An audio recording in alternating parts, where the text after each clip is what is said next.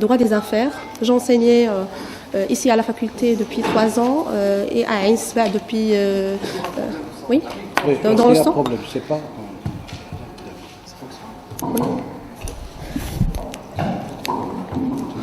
En totalité, c'est 5 ans à l'université Hassan II. J'enseignais en tant que permanente et en tant que vacataire à la faculté de INSBA.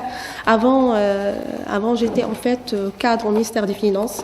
C'est un parcours normalement qui a beaucoup affecté, qui a beaucoup influencé le sens et les axes de mes recherches, parce que j'ai cumulé entre tout ce qui est expérience et tout ce qui est théorique. Donc, j'ai passé par une direction si importante, à savoir la direction des entreprises publiques et de la privatisation, à savoir la DEPP. Et j'ai travaillé sur des projets de partenariat public-privé et sur des projets de concession. Il serait en fait, pourquoi cette introduction, c'est pour faire la liaison entre ce que je vais discuter aujourd'hui et entre mon parcours en tant qu'ex-cadre au sein du ministère des Finances et en tant que professeur universitaire. Alors, le sujet d'aujourd'hui, c'est l'État investisseur. Quelle réglementation? Lorsqu'on parle de l'État investisseur, alors il s'agit là maintenant de 2 concepts qui apparaissent normalement comme contradictoires. Comment l'État comme État qui est normalement chargé d'assurer des fonctions qui sont régaliennes, des fonctions qui sont basiques, de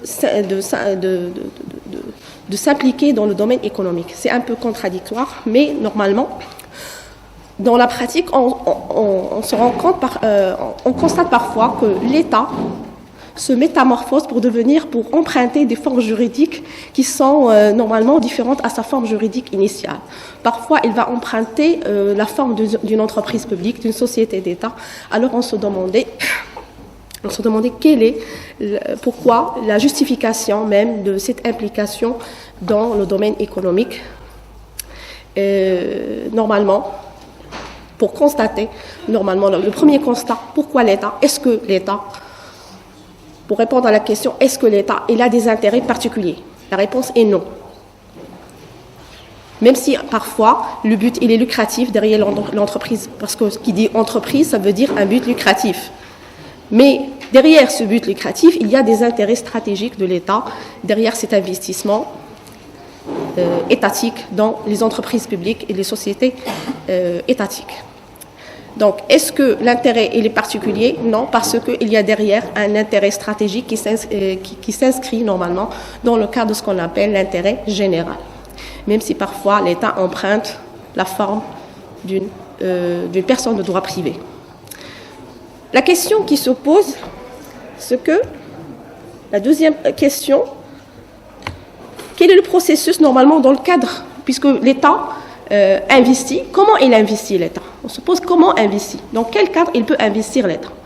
Le premier cadre, c'est dans, je parle maintenant à titre d'exemple, des projets de partenariat public-privé. Je vais entamer et identifier le processus du cycle projet en ce qui concerne les partenariats publics-privés. Et là, je vais citer comment l'État va intervenir, non seulement pour la conceptualisation du projet, mais encore pour assurer le suivi et le contrôle de ce genre de projet de partenariat public-privé qu'on appelle le PFI, Public Finance Initiative en anglais. Donc, je vais basculer par la suite vers les différents types de contrôles assurés par l'État. À savoir le contrôle conventionnel, le contrôle préalable et le contrôle d'accompagnement. Et finalement, je vais parler un petit peu de notre type d'investissement qui est fait par l'État, à savoir les prises de participation dans les entreprises publiques. Pourquoi participer dans les capitaux des entreprises publiques et normalement, c'est une sorte de contrôle qui est assuré par l'État. Parce qu'on se demande pourquoi l'État, il va prendre des actions, il va acheter des actions, il va prendre une partie du capital d'une entreprise publique. Pour quelles raisons? Est-ce qu'il veut vraiment investir pour gagner de l'argent? Mais où il y a derrière cet investissement, il y a des causes stratégiques. Alors déjà, c'est quoi un investissement? Un investissement, c'est une dépense immédiate. Pourquoi une dépense immédiate? Et en fait, quand on veut investir, c'est c'est pour réaliser des objectifs, non seulement à court terme, pour vous faire une rentabilité à long terme. C'est pour cela que l'État, normalement, s'inscrit normalement dans ce genre d'investissement. C'est pour réaliser des objectifs à long terme. Donc, si on veut un petit peu distinguer les investissements, on peut distinguer entre investissements corporels. Ça peut être des terrains, ça peut être des ouvrages, ça peut être un investissement incorporel, ça peut être, on peut le voir dans le cadre dans le cadre de la création des laboratoires pour l'innovation et pour la création des logiciels. Il y a encore les projets de digitalisation des procédures, ça c'est un projet d'investissement.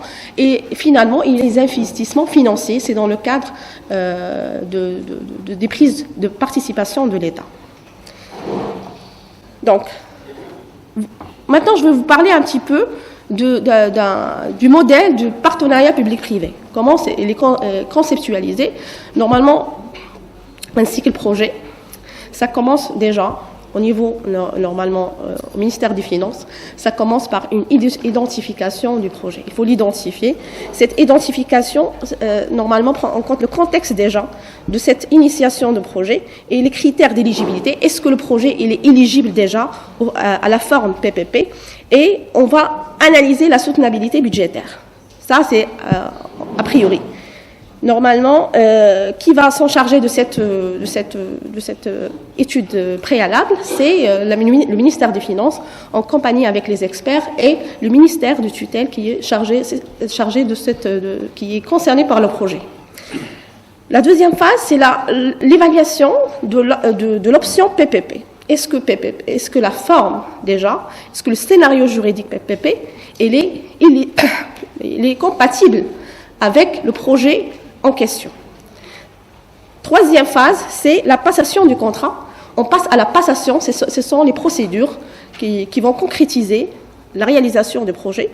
Et dans ce sens, il faut respecter certains principes, le principe de transparence, le principe d'équité, etc. Et finalement, on passe à la gestion du contrat et le suivi du contrat. Alors, normalement, il faut que le ministère ou l'établissement public assure un suivi régulier en tenant compte des obligations, dans le contrat. Alors, qui est chargé de cette mission de suivi et de contrôle? C'est le comité de pilotage et le comité de la Commission nationale de la commande publique. Alors, après la réalisation du projet, normalement, je me permets maintenant de parler de différentes pratiques de contrôle financier. Je ne vais pas parler de contrôle financier qui est assuré, qui est fait par l'IGF. Je ne vais pas parler le contrôle assuré par la Cour des comptes. Je vais parler le contrôle financier assuré par la direction des entreprises publiques et de la privatisation. Normalement, il y a le premier type de contrôle, il y a le contrôle préalable. Le contrôle préalable, il vise normalement les établissements publics qui, d'après la pratique, qui ne sont pas encore matures, qui n'ont pas un système de gestion qui est encore mature pour assurer la gestion de manière autonome. Ce qui justifie la mise en application d'un contrôle préalable assuré par un contrôleur d'État et un trésorier payeur. Deuxième type par dérogation en ce qui concerne le cas des établissements publics, c'est le contrôle d'accompagnement au profit des établissements publics dans des conditions particulières. Il faut que l'établissement public, normalement, remplisse certaines conditions, à savoir, il faut qu'il ait un statut du personnel qui fixe les conditions de recrutement, un organigramme fixant les structures de cet organisme et un manuel des procédures, un règlement pour la passation des marchés publics, une comptabilité qui retrace les opérations de manière claire et sincère, et un plan pluriannuel, finalement, un rapport annuel de gestion. Il y a également des établissements publics normalement qui sont soumis au contrôle d'accompagnement, à savoir les établissements à savoir les établissements qui sont liés à l'État par un contrat-programme. Finalement, par la suite, il y a le contrôle d'accompagnement qui vise normalement les sociétés d'État à participation directe et les sociétés d'État à participation indirecte.